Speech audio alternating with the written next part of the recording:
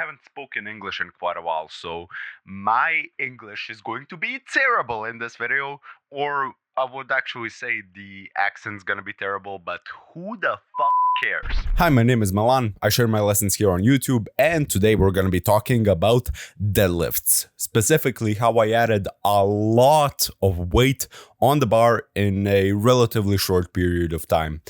And without further ado, let's start. The first thing that I have to address here is the sumo stance. Now, the truth about this is everybody has a different opinion, okay? We have this guy. He just started training. He's been lifting for a few weeks, and we have this guy who's been lifting for 15 years. They both have opinions on whether or not sumo is cheating. In my personal opinion, especially since I'm a taller lifter, so I'm basically 6'3", anybody that wants to say anything different than what I'm saying right now is gonna get in the comment section, okay? I am 6'3", I don't care what anybody else says. And I actually have a story about this. I remember the first time I did sumo. This was back in the first or maybe the second year of lifting.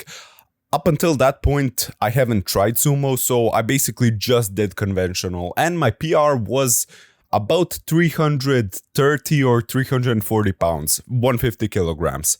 And so I decided to try sumo one day. I literally didn't do sumo up until that point, and the PR was the exact same. What was in my mind up until that point? Oh, I can't lift more weight on sumo. I guess sumo isn't really that useful after all.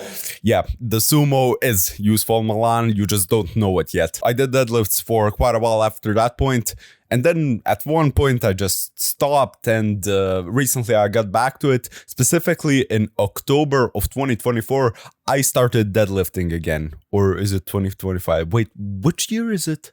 Yeah, as I said, I started deadlifting again in October of 2024, and my PR then was actually about 140 or 150 kilograms. I didn't really measure it, but I decided to just experiment with different stances. So I tried half sumo, I tried different grips and so on, and I realized that sumo deadlift for me is just very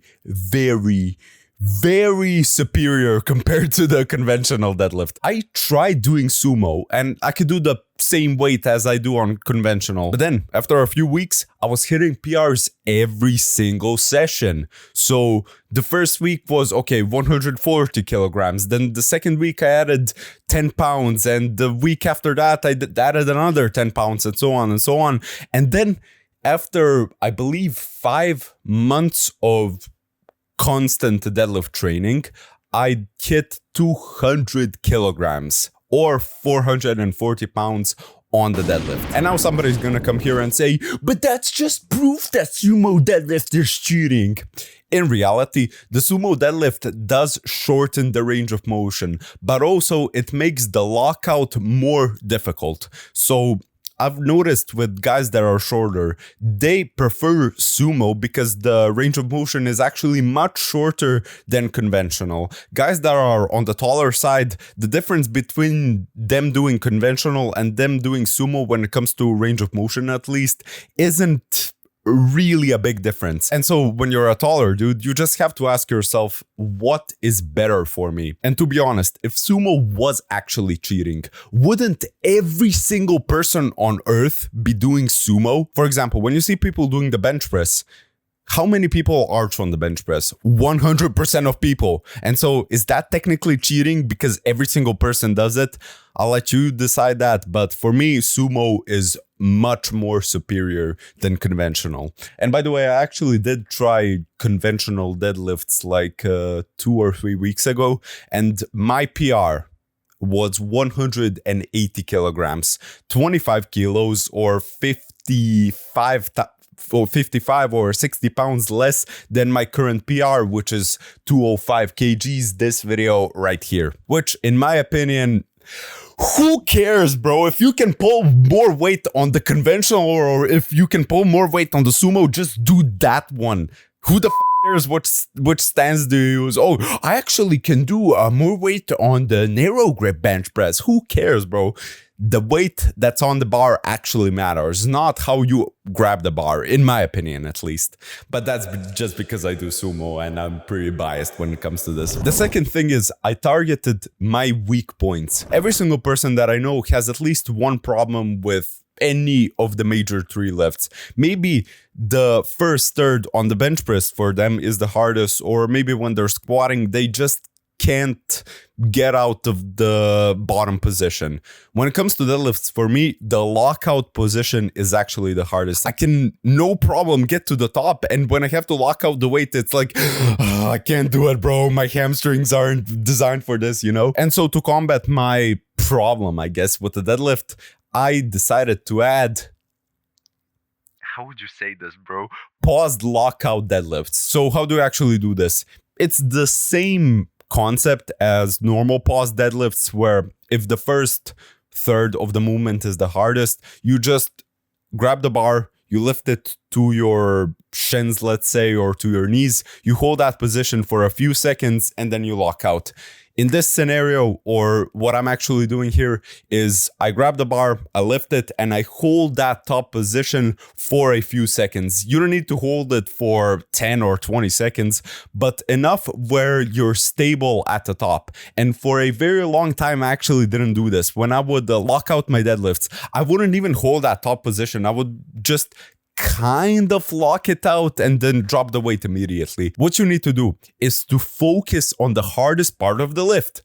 And that's how you actually build strength. I'll give another brief example. When it comes to the bench press, the first third for me, or off the chest part, is in fact the hardest. So what I do to combat that is I hold that bottom position.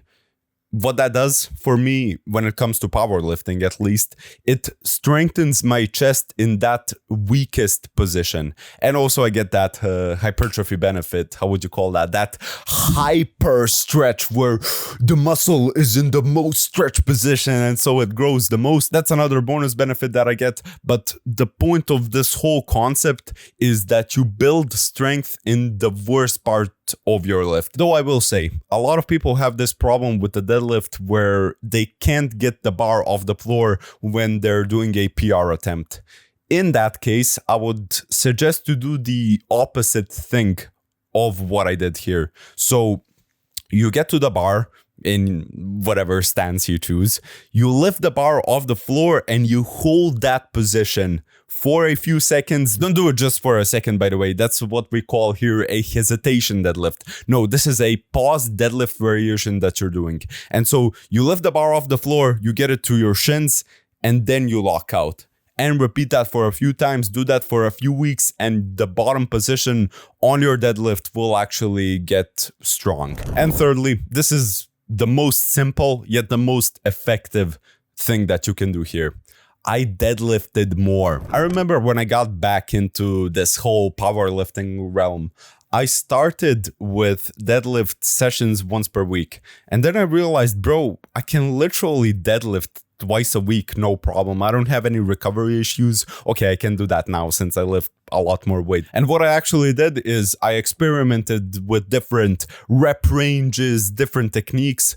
At the beginning, it was Monday, let's say, conventional deadlift day, and on Friday it was sumo day. And then I figured out, okay, sumo is more superior. What I actually did at one point, I don't recommend this because it tires you out very, very much, but I did 2 heavy deadlift sessions a week. I built a lot of progress. I was literally PRing every single week or every 2 weeks or so, but it destroyed the hell out of me. So what should you actually do?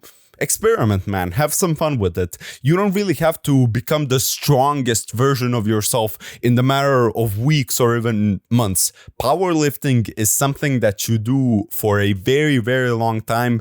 And the truth about powerlifting, at least from my perspective, you need time to become strong as fuck. And the majority of that time, you'll be seen as a weak guy. Okay, I did powerlifting for a few months now. I'm basically the strongest guy at my gym, or one of the strongest dudes. But to get to that point, I had to be one of the weakest guys first, like 140 kilogram deadlift. That's not really impressive. Now a 205 deadlift is more impressive. And if I actually want to compete in a few months / a few years, I need to improve those numbers by a lot. So hopefully you enjoyed this video. I'll be recording more on this channel soon. And for everybody that's been following me from the last channel, or from the last English channel, I'll say that, hi, and I'm glad to be back on this English scene. And as always, man, see you at the top.